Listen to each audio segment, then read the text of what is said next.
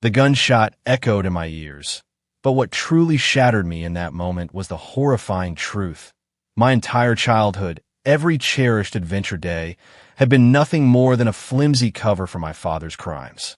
My whole life, built on a foundation of betrayal and theft, crumbled around me. Growing up, some of my happiest memories were of what Dad called adventure days. He'd burst into our rooms on random Saturday mornings, practically shouting, "Adventure Day!" and we'd all pile into our old blue van, which Mom affectionately nicknamed the Mystery Machine. We'd drive for hours, sometimes to different cities, usually in search of what Dad called forgotten places. Think abandoned buildings, crumbling factories, eerie closed-down hospitals, or unfinished construction sites. Dad would hand us these little backpacks he'd packed, each with a flashlight, gloves, a water bottle, and snacks. We'd park a few blocks away and then hike to these spots, usually slipping in through some broken fence or back entrance. I honestly thought this was just normal family fun. I had no idea other families weren't doing this. I remember bragging about it in elementary school, and my teacher giving me this really weird, unreadable look, but I just shrugged it off. Dad had rules, strict ones. No posting pictures on social media, which seemed normal enough for privacy. Always whisper inside the buildings, and if we saw anyone else, we had a code word, banana, and we'd immediately leave. We could each take one small souvenir, but only if it was already broken or clearly abandoned. And the biggest rule, never, ever tell anyone the specific locations of our adventures. My younger brother, Finn, was obsessed. He started a whole collection of little treasures. A rusted sign from an old factory, a broken piece of decorative tile from an abandoned hotel. Mom would even help him arrange them in these cool shadow boxes in his room. I wasn't as into collecting, but I lived for the exploring, the sheer adrenaline rush of being somewhere we shouldn't be. Then, when I was about 14, I was at my friend Maria's house. Her dad was a police officer, and we were just chatting about weekend plans. Casually, without giving away any specifics, I mentioned that my family might go exploring. Maria's dad started asking questions, and I described how we'd find these cool, abandoned places to check out. Y'all, the look on his face. It was a mix of concern and something else I couldn't quite place. He very carefully asked me if we had permission to enter these buildings. I was like, no, they're abandoned. And that's when he dropped the bomb. What we were doing was actually breaking and entering, plus trespassing. Illegal crimes. I was utterly shook. It literally had never crossed my mind. In my teenage brain, if a place was abandoned, it was fair game. I asked if it was still illegal if we didn't break anything, and he just looked at me and said, "Yes, very much so." Then he asked about our souvenirs, explaining that was technically theft. I went home that day feeling so weird and confused. My entire childhood, all those joyful memories felt tainted. How could my parents, the most normal, rule-following people I knew, Dad worked in accounting, Mom volunteered at church, be doing something so criminal? We weren't criminals. I tried to casually bring it up with my mom. Hey, so I was wondering about our adventures. She got this strange look on her face and changed the subject super fast. That's when I knew. They definitely knew it was illegal all along. A few months went by, and I started noticing that our adventure days were happening less frequently. Dad would make excuses about being busy with work. I figured they realized I knew the truth and were just phasing it out. But then, last month, Dad announced a special adventure night. He said he'd found this amazing abandoned mansion about 2 hours away, perfect and completely safe. Finn was hyped, but I was hesitant. Still, I didn't want to be left out, so I went along. This place was different from our usual spots. It was a massive old mansion that looked like it had been abandoned mid-renovation. Tools were everywhere, walls were half-finished, but some rooms still had furniture and personal items. It felt less abandoned, more like someone was in the middle of working on it. I remember whispering to Finn that it didn't feel right, but he just brushed me off, too excited to care. Dad seemed particularly thrilled about this place, pointing out architectural details and, unusually, taking pictures. We were in this huge library room with built-in bookshelves when Finn, ever the treasure hunter, found a small wooden box hidden behind some books. He opened it, and inside was a bunch of jewelry, real jewelry, with gems and gold, not costume stuff. The look on Dad's face was intense. He told Finn to put it in his backpack right away. I was like, Dad, that's not just a little souvenir. That's someone's actual valuable stuff. And he got angry in a way I'd never seen him before. That's when we heard a car pulling up outside. Dad peeked through the window and went completely pale. He grabbed Mom's arm and whispered something. She looked terrified and grabbed Finn, while Dad grabbed me, and we ran to the back of the house. As we rushed down a back staircase, I heard voices inside the house. It hit me like a physical blow. This wasn't an abandoned building at all. This was someone's home being renovated. We weren't urban explorers. We were literally burglarizing a house. Dad was pulling me toward a back door when suddenly there was a flashlight beam, and someone shouted, "Stop right there." I turned and saw a security guard pointing at us. Then he reached for something on his belt, and I heard a loud bang. Holy crap, I thought we were being shot at. Mom screamed, and I literally pissed myself right there. The security guard had just slammed his flashlight against the wall to get our attention, but in that split second, I thought we were all going to die. Dad immediately pushed me behind him and put his hands up, yelling, "Don't shoot. We're leaving. We have kids here." The security guard was furious, shouting about calling the police.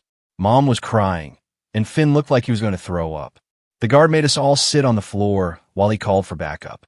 The whole time, Dad kept saying, "This is all a misunderstanding.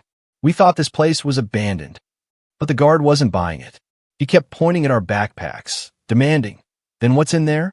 What did you take?" Finn, sobbing, pulled out the jewelry box. The guard's eyes went wide, and he got on his radio again, saying, "You better get here fast. These people were stealing jewelry." I was sitting there, soaked in my own piss, watching my family fall apart. And all I could think was, this has been illegal the whole time. We've been criminals my entire childhood. If you're still with me, witnessing the unraveling of my world, make sure to hit subscribe. More unbelievable stories are coming. When the police arrived, they separated us all for questioning. I was terrified, but I told them everything. All about our adventure days since I was little, all the places we'd been, the souvenirs we'd taken. The officer questioning me looked more and more disturbed as I talked. They took us all to the police station. I never seen my parents look so scared. Mom was sobbing. Dad kept trying to talk to us, but the officers wouldn't let him. They called my Aunt Patricia to come get me and Finn since our parents were being detained. When Aunt Patricia arrived, she looked at us like we were aliens. "What the hell is going on?" she kept asking, but we couldn't even explain it properly. How do you explain that your normal, church-going, tax-paying parents have been teaching you to commit crimes every weekend for your entire childhood? The ride to her house was silent, except for Finn having a complete breakdown in the back seat. I remember staring out the window, thinking my life as I knew it was over. At Patricia's house, she made us shower and gave us clean clothes. Then she sat us down and delivered the devastating news. Your parents are in serious trouble. They're being charged with breaking and entering, attempted burglary, and child endangerment. Child endangerment. My parents? The same people who made me wear a helmet to ride a bike around our cul-de-sac, who checked my Halloween candy with a flashlight, who had a family emergency plan for natural disasters. I tried calling Maria to talk to her dad, thinking maybe he could help. But Patricia took my phone away, saying no calls until we figured this out. That night, I couldn't sleep. I kept thinking about all those adventure days. How excited we'd been. How special they felt. The matching backpacks Dad got us. The little treasure hunts Mom would create inside the building sometimes. The picnics we'd have afterward. All of it was illegal. All of it could have gotten us arrested or hurt, or worse at any time. The next morning, Patricia got a call. She spoke in whispers, but I heard enough. Dad was being held on bond. Mom was being released to come get us. The jewelry we'd found was worth over $50,000. The house belonged to some rich family who'd been renovating it for months. When Mom finally arrived, she looked like a different person. Her eyes were red and hollow. She hugged us both so tight I couldn't breathe, then pulled back and said, "I need you both to listen carefully. What happened last night was a terrible mistake. The other adventures were different. They really were abandoned places. But Daddy made a very bad choice last night. I lost it. I started screaming at her. They were all illegal. Every single one. You knew it the whole time. I was shoving her, hitting her arms, completely out of control. You made us into criminals. You lied to us our whole lives. Patricia had to physically pull me off, Mom. Finn was frozen, just staring at us both like he didn't recognize either of us. Mom started crying again, saying, "You don't understand. It wasn't like that." But I didn't want to hear it. I ran to Patricia's guest room and barricaded the door with a chair. Hours later, Patricia convinced me to come out. She explained that Mom needed to take us home to get some clothes because we might need to stay with her for a while. The police would be coming to our house to talk to us again. The drive home was the longest 20 minutes of my life. Nobody spoke. Inside, Mom sat us down at the kitchen table. Her hands were shaking as she told us, "Your father has a problem. He's always been attracted to places he shouldn't go. When we first met, it was just abandoned buildings, truly abandoned ones. But over time, he started taking things, small things at first, then bigger things." I couldn't believe what I was hearing. "So, we were burglars this whole time?" I asked, my voice barely a whisper. "No," Mom shouted, slamming her hand on the table. "Not you kids. Never you. The souvenirs were just to make it seem normal to you, like a family activity. Your father never wanted you to know what he was really doing." My entire childhood flashed before my eyes. All those times Dad would go off exploring on his own during our adventures. All those times we'd wait in a certain room while he checked other parts of the building for safety. Mom kept talking, her voice breaking. "I wanted to stop years ago, but your father, he said it was harmless. He said it made him feel alive, and the money helped when times were tough." "Money?" I screamed. "What money?" And that's when she told me the chilling truth. Dad had been selling the valuable things he found in these places for years. Antiques, copper wiring, historical artifacts. Our family vacations, my dance lessons, Finn's private school, all paid for with stolen goods. I ran to the bathroom and threw up until there was nothing left. When I came back, Mom was on the phone with a lawyer. Finn was just sitting there staring at his hands. I went to my room and started packing. I had no idea what was going to happen next, but I knew nothing would ever be the same again. The police arrived an hour later. 2 officers and a woman who introduced herself as being from Child Protective Services. They wanted to interview me and Finn separately again. The CPS woman was gentle but direct. "Did you ever feel in danger during these adventures?" I didn't know how to answer. I never felt in danger from my parents. But were the buildings dangerous? Probably. Had I been one loose floorboard away from falling through a rotted floor my entire childhood? Apparently. "Did you know what you were doing was wrong?" she asked. "No," I shouted. I swear I didn't know until a few months ago when Maria's dad told me. And even then, I thought it was just like a minor thing, not burglary.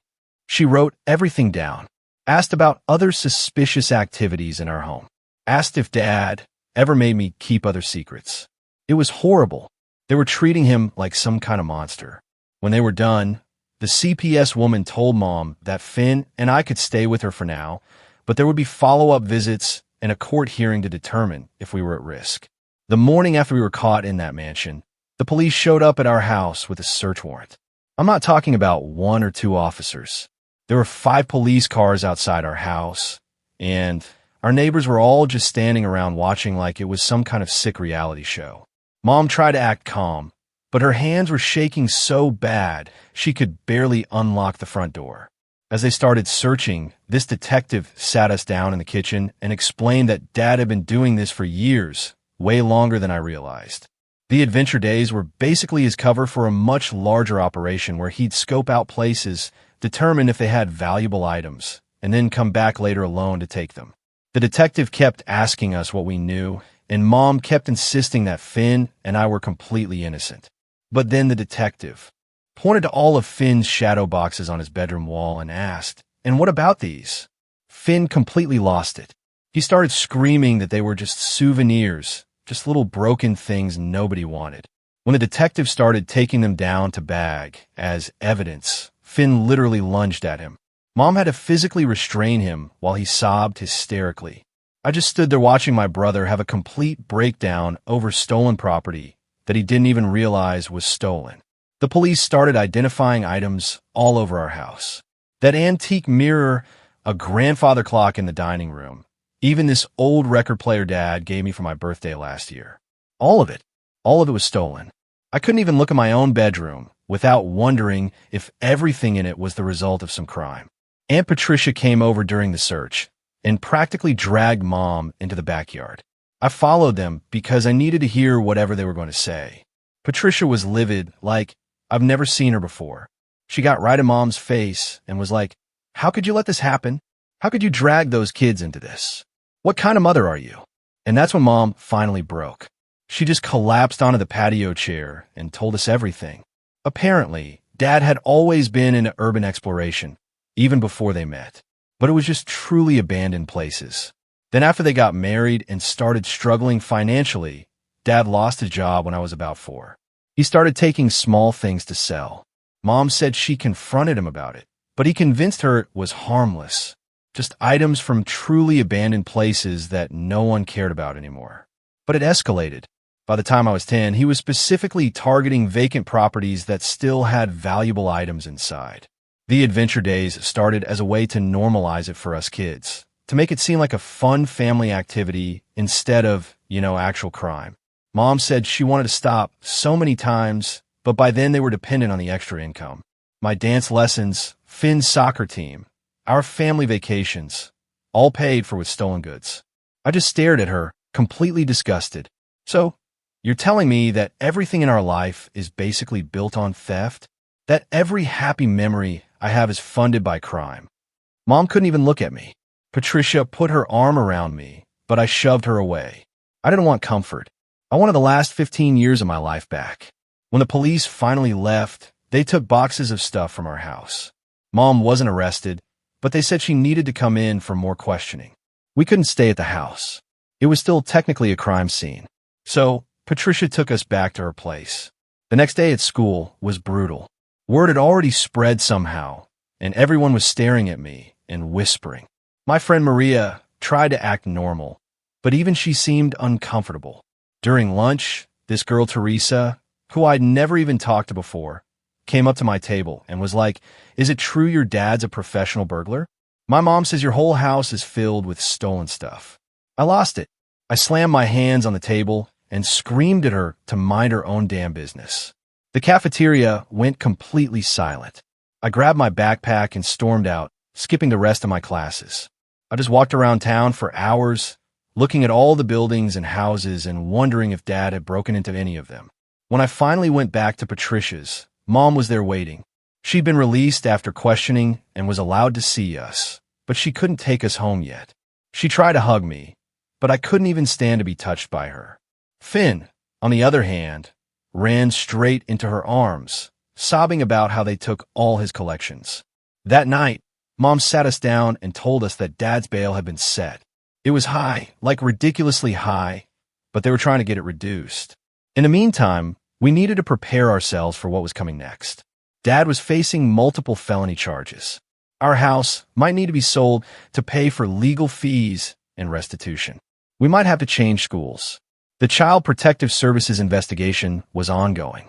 I couldn't process any of it. I just kept thinking about how my entire childhood was a lie. Every time Dad had said, "I'm so proud of you," after a dance recital, was he thinking about how he'd stolen someone's heirloom to pay for my costume? Every Christmas morning, were we opening presents bought with money from someone else's belongings? The next day, Mom took us to see Dad in jail.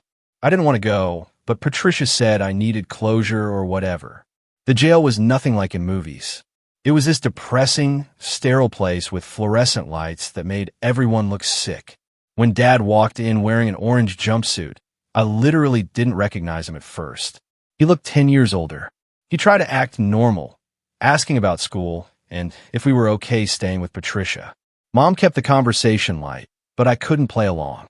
Finally, I just blurted out, "Why did you do it? Why did you make us part of it?" Dad's face changed. He leaned forward and said something I'll never forget. "I want to give you kids the kind of life I never had. When I was growing up, we had nothing. I swore my kids would have everything. And when I lost my job and couldn't provide, I found another way." I wanted to scream at him that I would have rather grown up poor than with a criminal for a father. But the words wouldn't come out. I just sat there staring at this stranger in an orange jumpsuit, trying to reconcile him with the dad who taught me how to ride a bike and checked under my bed for monsters. Before our time was up, Dad looked me straight in the eyes and said, "I never wanted you kids to know.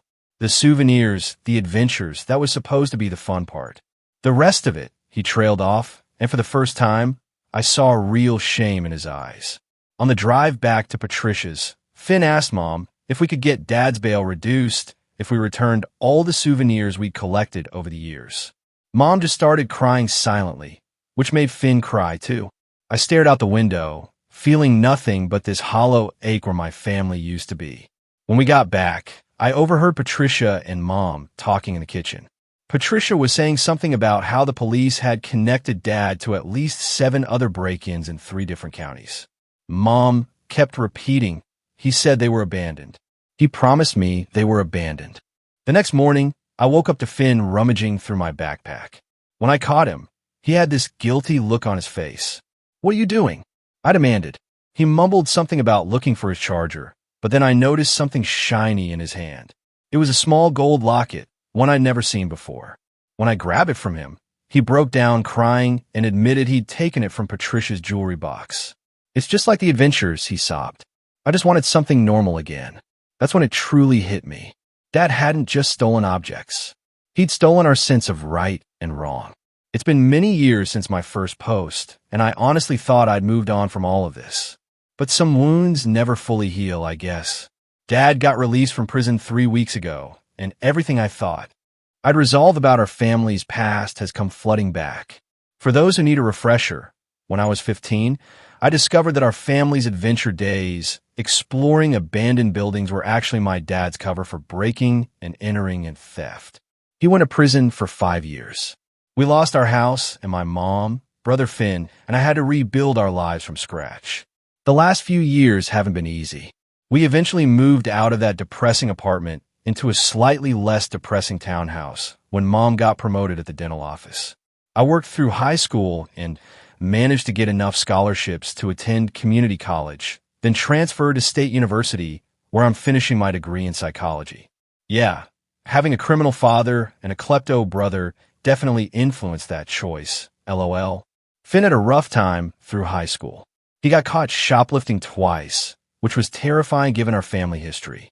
The second time, the store owner actually recognized our last name and made this comment about like father, like son, that made me want to crawl into a hole and die. Mom got him into therapy, which helped somewhat, but there's still this weird gleam in his eyes sometimes when he spots something valuable that makes my stomach twist. Dad and I wrote letters occasionally while he was in prison, mostly surface-level stuff at first. How school was going, the weather, books I was reading. I never visited after that first year. It was too hard seeing him in that orange jumpsuit. Too confusing to reconcile the dad who taught me to ride a bike with the man who taught me to be an accomplice to burglary. When his release date got closer, Mom started talking about him moving back in with her and Finn. They never divorced, partly because Mom is religious, partly because she couldn't afford the legal fees. I moved into my own apartment by then, sharing with 2 roommates to split costs. When Mom told me about her plans, I kind of flipped out. Like, was she serious? After everything he'd done to us? We had this massive argument in her kitchen.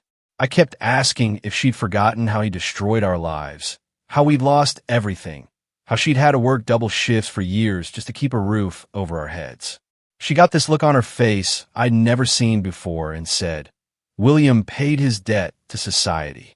If God can forgive him, so can I." I stormed out, didn't talk to her for almost 2 weeks. Finn texted me saying I was being unfair, that Dad deserved a second chance. Easy for him to say. He was only 14 when everything happened, and he still idolized Dad in this weird way. I was 15, old enough to understand exactly how Dad had betrayed us, how he'd trained us to be criminals without our knowledge. The day before Dad's release, Mom called and asked me to come to dinner the following weekend to welcome him home. I told her I needed more time. She started crying, saying she needed me there, that she couldn't handle it alone. Classic mom guilt trip. I finally agreed, but only for her sake. I spent the whole week dreading it. What would I even say to him? "Hey, Dad, welcome back. How was prison?" Thanks for ruining my childhood and giving me trust issues that have sabotaged every relationship I've tried to have. When Sunday came, I drove to Mom's place with this knot in my stomach. I sat in the car for like 20 minutes, almost turned around twice. Finally, I forced myself to go in. Dad looked older, gray hair, thinner face, but still recognizably the man who'd wake us up with Adventure Day. He stood up when I came in, awkward, like he wasn't sure if he should hug me. I kept my distance, giving a stiff wave instead. Dinner was excruciating. Mom kept trying to fill silences with cheerful chatter about neighbors and church friends. Finn was surprisingly quiet. Dad asked me about school, and I gave these short, clipped answers. I could feel Mom's eyes on me, silently begging me to try harder. After dinner, Mom insisted Finn help her with dishes, not so subtly giving me and Dad time to talk. We sat in the living room, avoiding eye contact. Finally, Dad cleared his throat and said he knew I was angry, that he didn't expect forgiveness, but he hoped someday we could at least be cordial. I was planning to just nod and leave as soon as possible, but something in me snapped. I asked him if he had any idea what he'd done to us.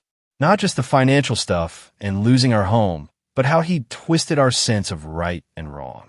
How I still sometimes have nightmares about breaking into houses. How every time I see an abandoned building, I hear his voice pointing out entry points.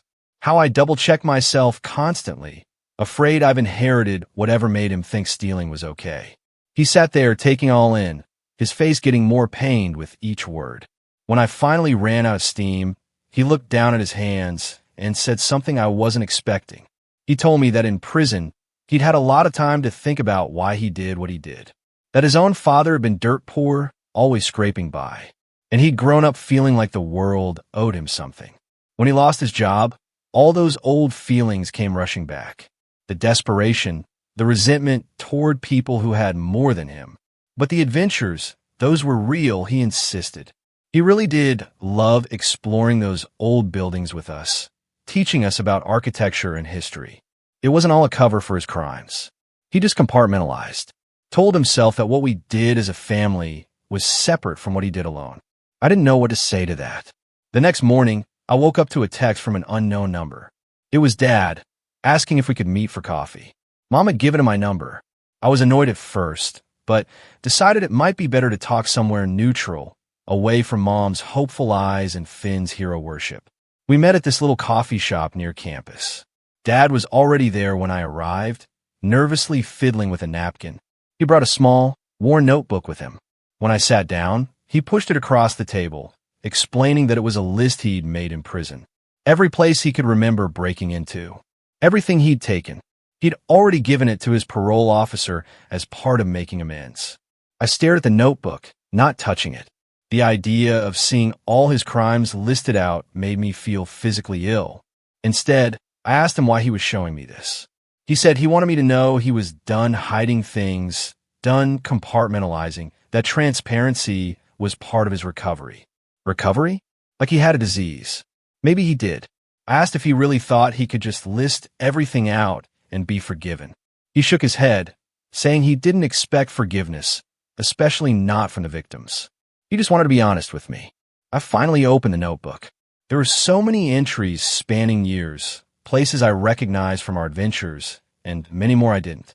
Next to each entry were dates and items taken. Some had additional notes. Family heirloom, irreplaceable, or later learned owner had recently died, children devastated by loss of mementos. He'd been researching the impact of his thefts, learning about the people he'd stolen from. It was both better and worse than I'd imagined. I closed the notebook and slid it back to him. Asked if Mom and Finn had seen it. He said no, that he wanted to show me first, because I was the one who'd called him out from the beginning. The one who'd recognized the truth when Maria's police officer dad explained it. We talked for nearly 3 hours about his time in prison, my college experiences, Finn's struggles. At one point, I asked if he ever missed it, the thrill of breaking in, finding valuable things. He got very quiet, then admitted yes, sometimes he did, that it was something he'd always have to guard against, like an addiction. That scared me more than anything. The idea that he might relapse, might drag Mom and Finn back into that life. When I expressed this fear, he promised he was committed to staying straight, that his parole included therapy and regular check-ins. But promises from Dad didn't mean much to me anymore. The next family dinner was less awkward but still tense. Dad had found a job at a warehouse, the only place that would hire someone with his record. Mom seemed happier, though tired from still working long hours. Finn was excited about starting community college in the fall. As we were finishing dessert, Dad started talking about this historical building downtown that was being renovated, describing the architectural details with that old familiar enthusiasm. I watched Finn's eyes light up, that same excitement I remembered from our childhood adventures. Without thinking, I cut Dad off mid-sentence, asking if he'd told his parole officer about his interest in this building. The table went silent. Mom looked mortified. Dad's face fell as he realized what I was implying. He quietly said he was just appreciating the architecture, that he had no intention of going anywhere near the building. Finn accused me of not giving Dad a chance, of always assuming the worst. Mom tried to change the subject. I couldn't back down. I told them about how real people were still suffering because of what Dad had done. Finn got defensive, saying Dad had served his time, that he deserved a fresh start. Mom looked torn between agreeing with me and wanting to support Dad. Dad just sat there taking it all in. Finally, he raised his hand to stop the arguing. He looked at me and said, "You're right to be cautious. I haven't earned your trust back yet." Then he turned to Finn and said something that shocked me. "I need you to understand that what I did was wrong. Not just illegal, morally wrong. I hurt people. I violated their homes and took things that mattered to them. I don't want that for you." It was the first time I'd heard him fully acknowledge the wrongness of his actions without any qualifiers or excuses. Finn looked confused, like this contradicted everything Dad had taught him. Mom had tears in her eyes. Before I left that night, Dad asked to speak with me privately on the porch.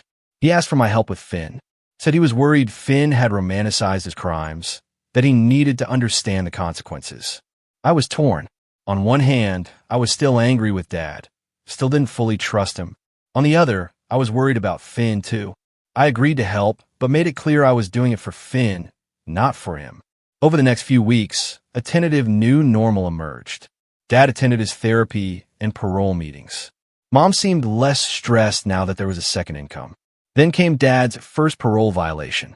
It wasn't a burglary. He missed a check-in meeting because he'd gone to look at an abandoned factory outside of town.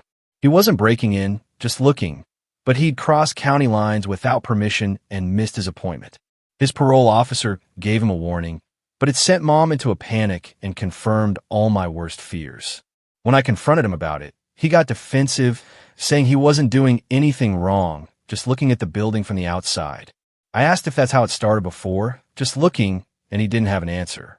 That night, I had a long talk with Mom.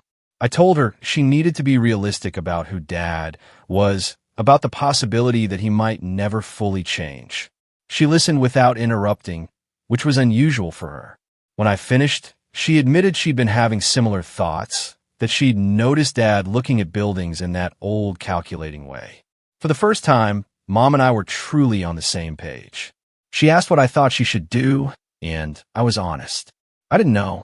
Leaving him would mean starting over again financially, which she couldn't afford. Staying meant potentially enabling him if he slipped back into old habits. We didn't come to any conclusions that night, but something had shifted. Mom was seeing Dad more clearly, less through the lens of wishful thinking. 2 days ago, Dad called me asking to meet. I suggested a park this time, somewhere public, but where we could talk privately. When I arrived, he was sitting on a bench, that notebook in his hands again. He started by apologizing for the parole violation, for making Mom worry, for confirming my suspicions. Then he handed me the notebook, not the list of thefts this time, but new pages he'd written, a plan for moving forward. I read through it all, not sure what to feel. I was impressed by his self-awareness, his concrete steps toward change, but wondered if this was just another performance, another way of hiding his true intentions. He said he knew it would take more than words to earn back trust, but he was willing to do the work, not just for Mom and Finn, but for himself and for me, if I was willing to give him that chance. I told him I needed time to think, that I couldn't just forget the past 10 years, the damage his choices had caused. But I also couldn't deny that he seemed to be trying in a way he hadn't before. As I was leaving, he called after me, asked if I remembered how I used to love finding little architectural details on our adventures. Gargoyles on old churches, hidden carvings in woodwork. Said that part was real, that my appreciation for those things didn't have to be tainted by what came after. It's not a neat, happy ending. I don't know what happens next. I don't know if Dad will stay on the right path or if the pull of his old life will prove too strong. I don't know if Mom will find the strength to hold him accountable or if she'll keep making excuses. What I do know is that part of me, the part that loved the thrill of exploration, is still buried deep inside. I still sometimes catch myself looking at buildings and wondering what secrets they hold. And Dad's voice is still in my head, pointing out entry points, identifying valuable items. I'm terrified that whatever made in the way he is might be in me, too. It's a constant battle to define myself outside of the shadow of his choices. Have you ever had a core part of your childhood shattered by a devastating truth? How did you learn to trust again? Or did you? Tell me what you think. I really want to know.